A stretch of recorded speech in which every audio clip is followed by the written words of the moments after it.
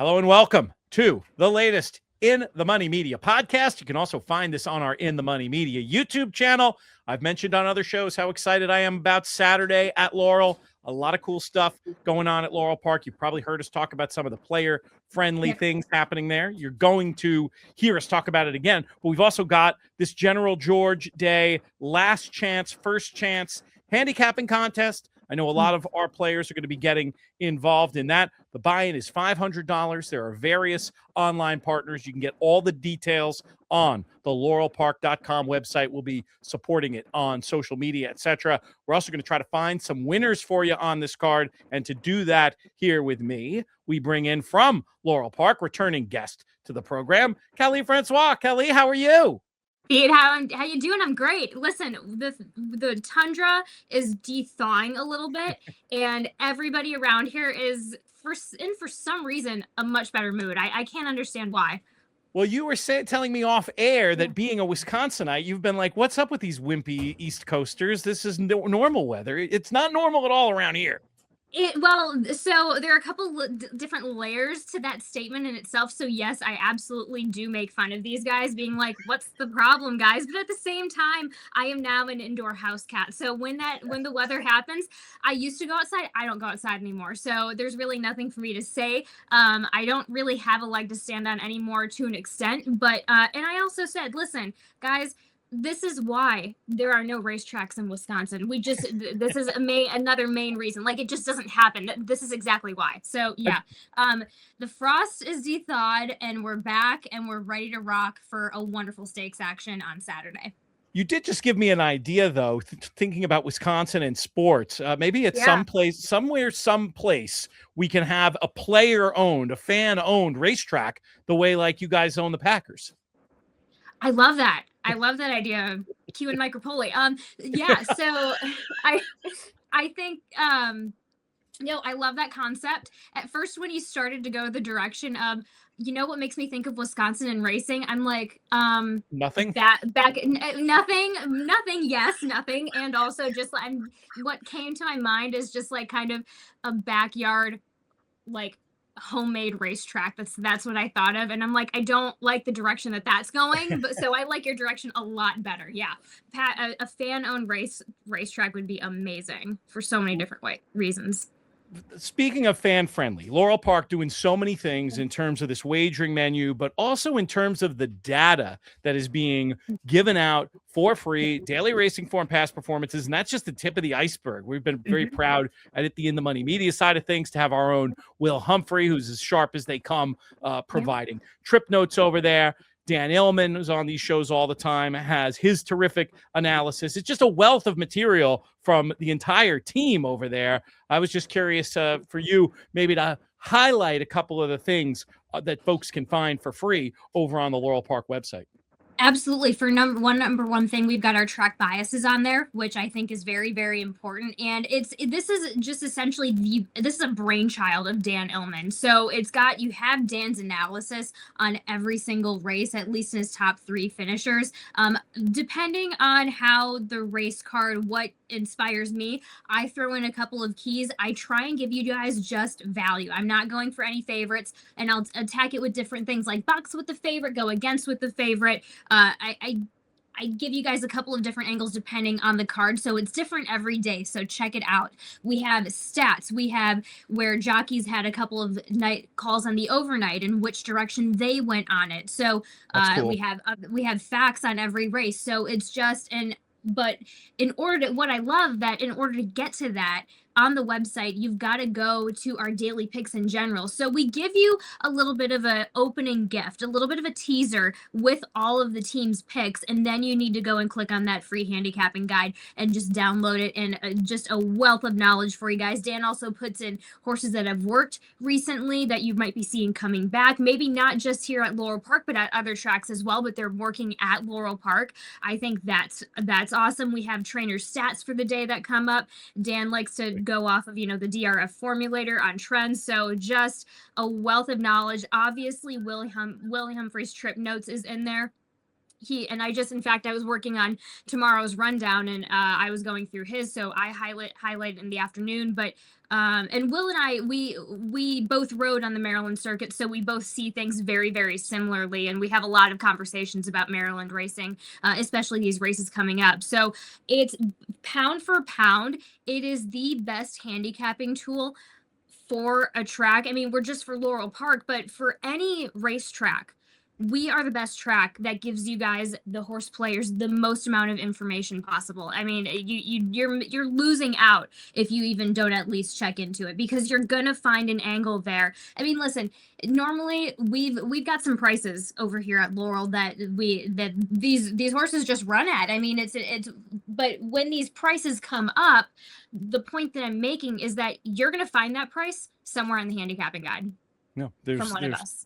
Ton of good stuff. laurelpark.com. That's the place to go. You can navigate to it from there. And also very player-friendly terms in bets like this value pick 5 that we're going to be talking about. It starts in race number 6. We're on the dirt. We're going a mile on the 16th. There's 100,000 in the pot for this Neil Morse for fillies and mares 4 and up. How do you want to light this candle on Saturday? Oh my God, I love that phrase. So I obviously Complexity Jane is the one who stands out. So ultimately I go 7, 6, 5, 1. And we'll get to why I didn't include 4, because this is on this, the race does kind of run through Complexity Jane, but I don't think it's going to come to her as easy. It's not going to come easy to her in no way and shape whatsoever, like she did in the last time she went a mile and 16th in the 38 go-go, where she won off the layoff. And, you know, the biggest thing on her resume is that she's, out of everybody in the field, she has the biggest room to play at this distance. And what I mean by that is she just came off of a mile and an 1/8 win. So that when you shorten them up, especially in a 2-turn situation, you can kind of set her a little bit anywhere. She's a little bit push button in that way. And Sheldon is going to have Xavier and Late Night Call as their front running target. And with this outside post, Sheldon's going to kind of be able to loop and swoop, which I think is going to be nice for her to uncomplicate things, because listen, she's a chestnut filly. She can get a little bit in her brain, a little bit buzzy. She's had some issues in the past with the gait, and she was a little, again, just gets a little bit on herself. So when you kind of take her out wide, it helps, or when she has a wider post, it kind of takes away the fact that, oh, she's going to be stuck in behind a horse, and then she's going to kind of go bazinga in the brain once that happens. So that's where I just love the post for her that she's got going on today. And so then we get just to her inside. Again, we don't have the post out, the odds out quite yet at the time of this recording, but this is, you know, this is one that Gary won in that allowance, and she's very trip dependent, but she's coming back to a track that she likes. He's taking her back to the basics in a sense in that way, because she took early command. Her gallop out was great, and so she's right there. There was every reason to try her up for New York Company last time out, but I think she's one of those that she's kind of permeable through those allowance optionals, the listed stakes. So he's well within the scope to try her for a stake. So if you want one for a price, that's where you're going to find it here. The number 5 Late Night Call, she's going to be your speed. She's going to go for it. And the other possible speed is maybe Toledo, but we'll get to him. I don't see him getting too aggressive on another legit candidate. So Xavier has a chance to really make a splash and try and run with it on the front end and get that, you know, just get a really wide spacing from the rest of the field there, which she kind of did in the carousel. It's going to be a little bit tougher, but not as tough as I think it is. But she's kind of like, and the reason I say she's got to get on the front end is we saw what happened last time out. She wasn't the biggest fan of it. So she's kind of like a police trained Malinois or a German Shepherd. Like once she latches on with her jaws on that front, if she's on front, no matter who's coming at her, she's not going to let it go. So obviously the mile and 1/8 was just a tick too much for her last time out or two back. The mile and the 16th is going to be a big help. And remember that effort last time out in the Geisha, that was going the 1-turn mile with the second wire finish. That kind of did her in. So this distance could be really deadly for her. Yeah, so when it comes to Sultry Lass, listen, this is kind of, we get first in the barn for Brittany, a little bit of a makeover, and it is the Brittany makeover. And part of that is kind of restructuring a race style for horses in the afternoon, which I've seen her do time and time again. She will change things up and she will get results. And I think the name of the game with Sultry Lass is just getting comfortable, which is where Toledo just fits phenomenally. So it was a bit of a scramble to the front last time out. It was kind of a mob in the beginning of the carousel last time out. So compare, and so I'm saying, hey, what gets this filly in the winner's circle? And you take a look at that Churchill win, and the fact that Toledo's on the inside, he can just kind of focus on breaking well and easing into a comfortable spot. So I think the probability of that happening is very, very high. So she's going to be the other Brittany horse, and I think she's going to be some value here, at least underneath against Complexity Jane. A few interesting ways to go. 7-6-5-1, the horses Callie talked about.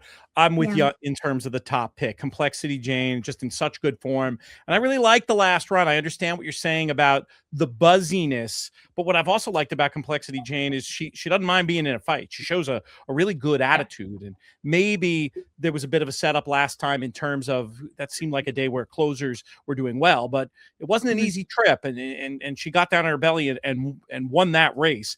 And I think she's going to maybe finish a little bit better on this slight turn back. You make a great point about the different configurations at Laurel, and that's something to very much pay attention to. But at the end of the day, I see a horse with terrific numbers, tactical speed, should be in a good attacking position. I was going to try to row in with her to get things started off for us on this value pick 5, 12% takeout value pick 5, I should say. The stakes action continues in race number 7 with the post time.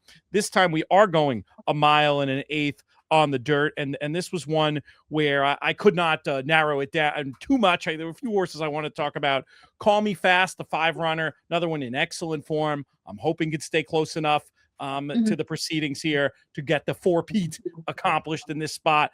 I think the front end battle will likely be between it'll probably be Otter Mischief out there, and then the question is going to be how close is the 6 runner. Is that horse called Warp Speed? I didn't write it down in my notes. No, Warp 9. Warp 9. Yeah. A question of how close that one gets.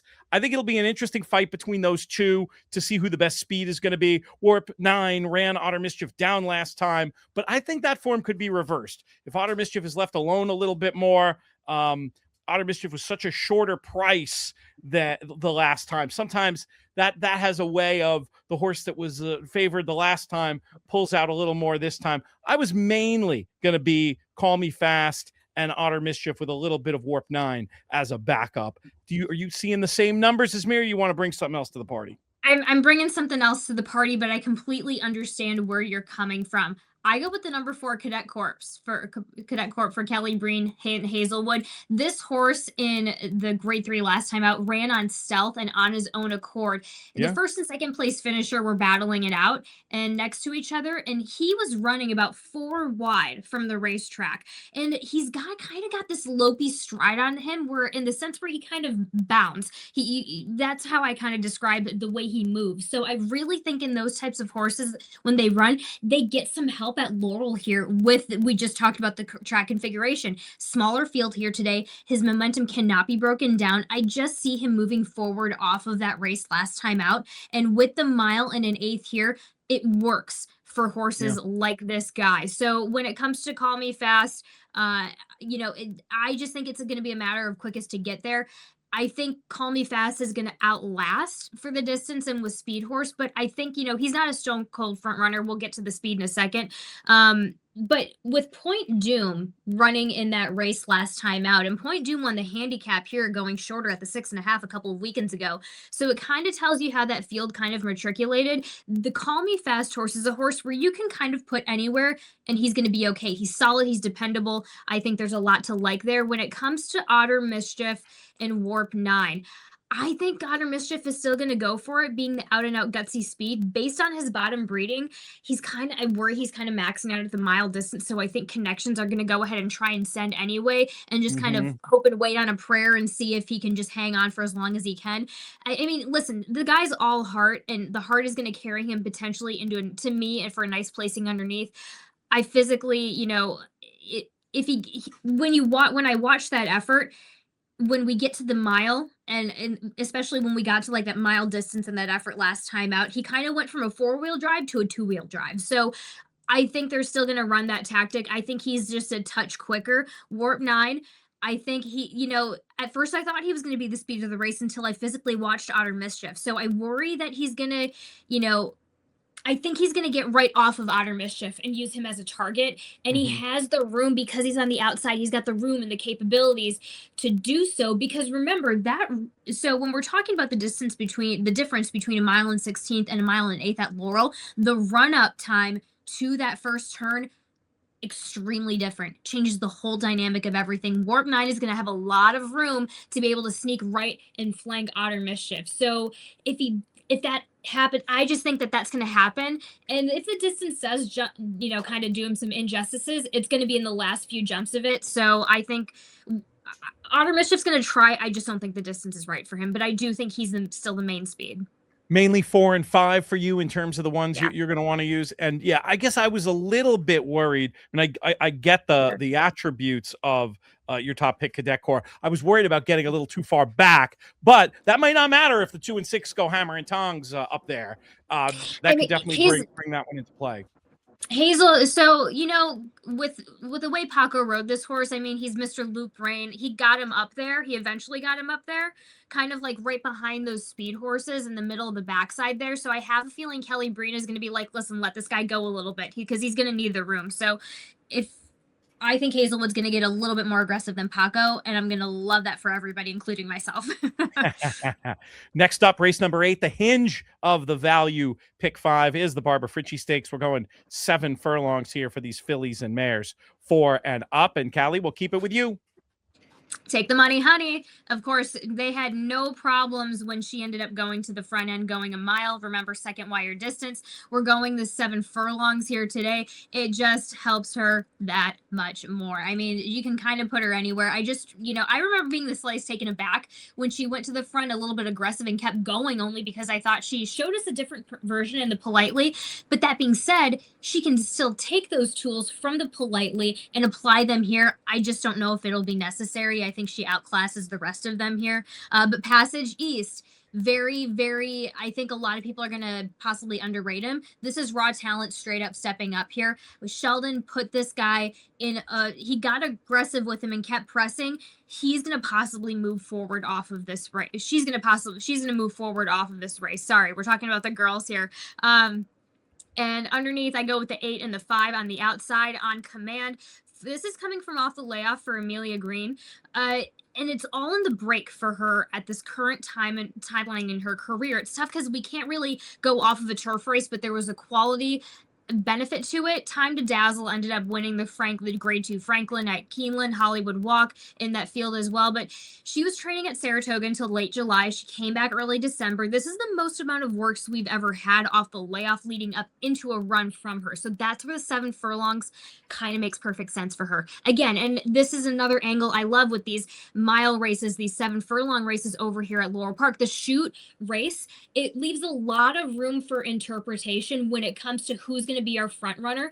It gives Toledo the perfect room and time to be able to get up there. If this one, off the layoff doesn't give you that, cannon out of the gate kind of feeling. So it gives Toledo the time. I just think she fits very well into this spot. And then also underneath, I include Boltonore for Steven Chirkop.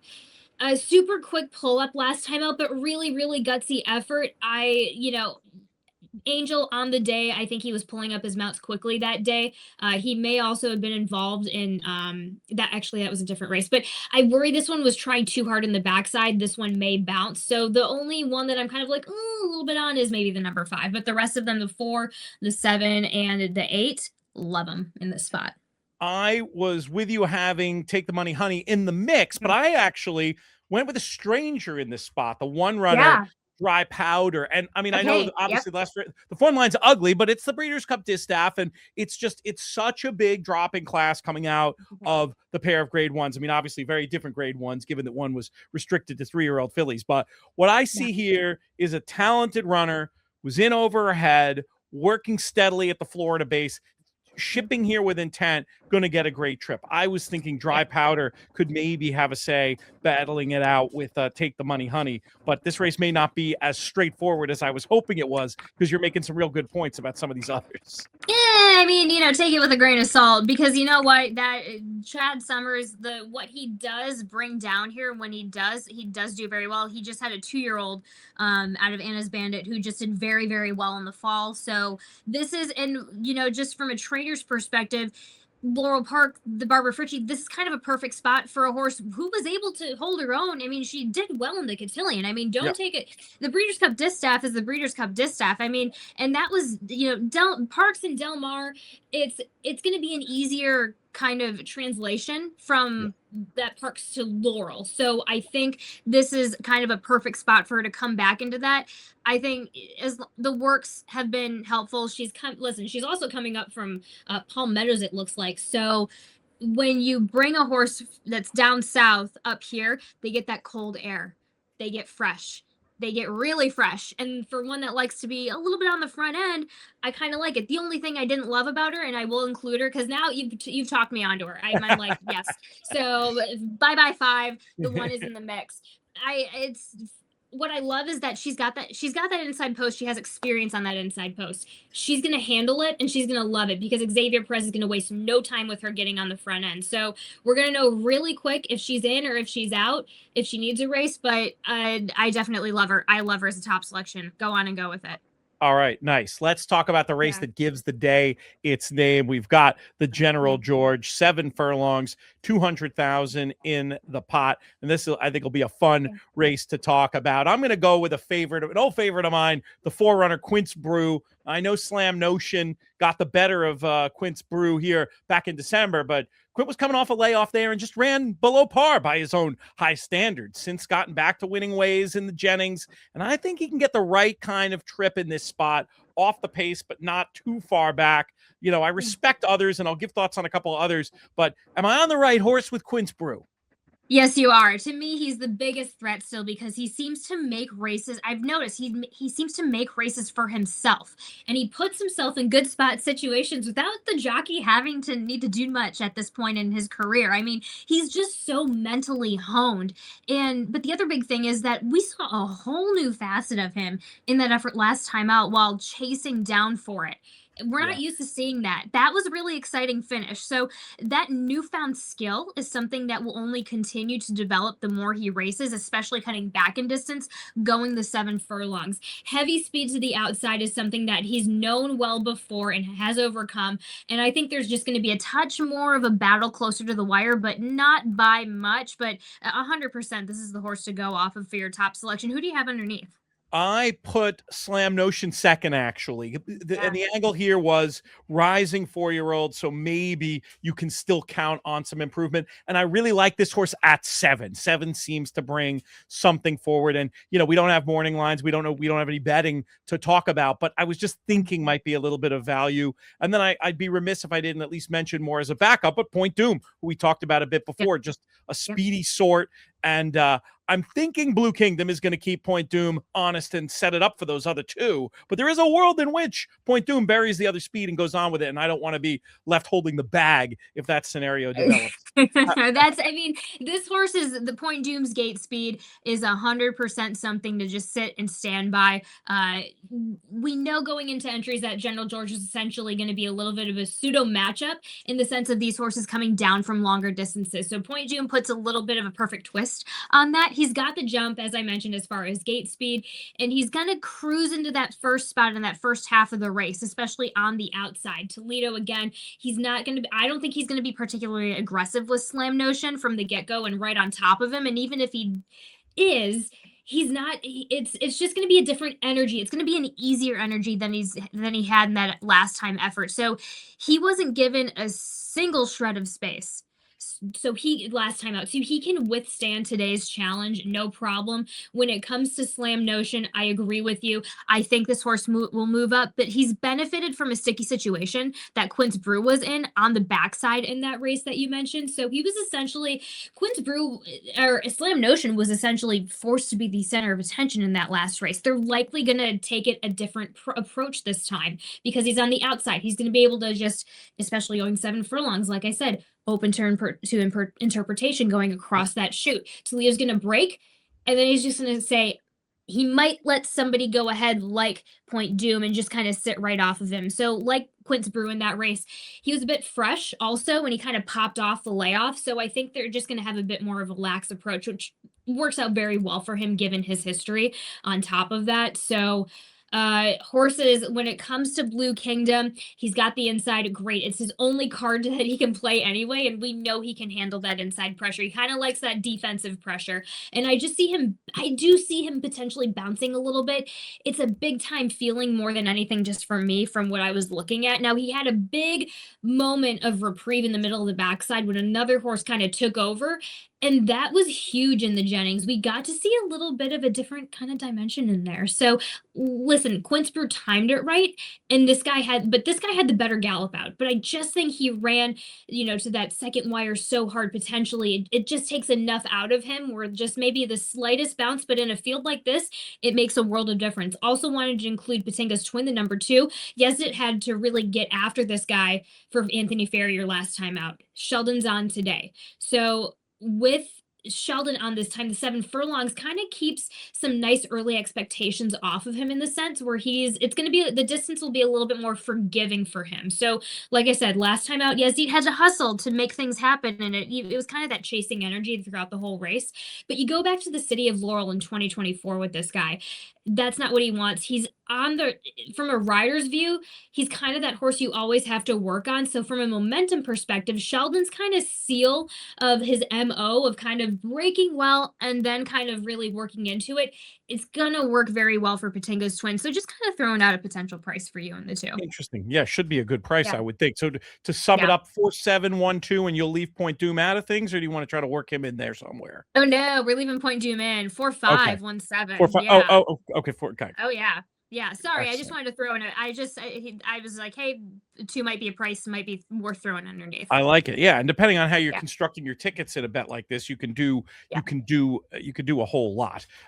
We do have one more race to talk about. It probably doesn't deserve as much time as these others. We have but it is an important race because it does pay off the 12% takeout value pick 5 maiden claimers at the $12,000 level, going 6 on the dirt.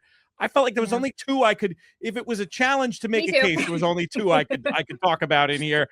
None more so than Run Zoo. But what did you think of this race? I actually go 6-4-9 here. So what distance did we got this one at? Yeah, 6 furlongs. 6. It would for me with that effort back. I like the timing for the Mikey Gorham runner. He gets an outside post. He's going to move forward. Second off of the layoff for Mikey. He's kind of been building it up just a touch lately. So don't discount the number 6. But obviously the number 9 for Jamie Ness is going to stand out. Listen, we get first in the barn for Jamie Ness. We've had, which is what's crazy. He went maiden special weight at Churchill. He's been training at the Thoroughbred Training Center. He's been throwing out some near bullet work still. Fast works. This horse is fast enough. Outside post, Hazelwood will get aggressive. Listen, Jamie Ness 26%, 49 for 186 lately. So he's going to get back to a dirt surface. And then underneath, I also include Railroad Inn. It's a quick turnaround, but he's cutting back in distance. There may be a little bit something there, but yeah, the race kind of runs through a little bit of the Ness horse and the Ness horse and the 6. Yeah, I've got both of those in the mix. I mean, Run Zoo just showing speed against much better, and what a perfect draw. Love the slight cut back in distance, massive class relief. These things should all suit this Son of Run Happy in here. And then the only other one I could say something positive about is the two Super Vinny. Just like looking at speed figures, I mean, it's a 9-start maiden who's never run on dirt, but if the numbers are anywhere near that, and Run Zoo doesn't run the right kind of race, Super Vinny could get in there somewhere. So we'll throw that one in there too. I have him right underneath as well. And in fact, interestingly enough, Chirkop is 5 for 19, 26% from synthetic to dirt. So putting him in the right spot to do it. Yeah, for sure. I like it. We'll throw that one in the mix too, and we'll try to hit this thing and have some fun. I can't wait to see you on the simulcast feed on Saturday. Did we hit all the notes? We told them about the handicapping guide. We told them about the value pick 5. We told them about the handicapping contest. I should mention again, you can play that on track or online. You'll find all the info on the website. Brian Skirka, who we work with a lot over at Monmouth Park, he's helping run the online of that thing, and you can play that on I know you can play it on TVG, but anyway, you can find all the info about the simulcast for that. But if we've hit all the notes, I can let you get back to work. Yeah, Breeders' Cup, BCBC full seat, 2 NHC prize packs, some cash prizes for that for the first chance handicapping tournament. Again, go to laurelpark.com for more information, and you can enter online or in person. We'd love to see you in person, but if you can't make it for in person, we'd love to have you included on the interwebs. It'd be great. Love it. Kali, thank you so much. Thanks to Dan and everybody at Laurel Park. It's been so fun working with you guys these last couple of years. Thanks to everybody out there watching as well. I'm Peter Thomas Fornatal. This show's been a production of In the Money Media. May you win all your photos.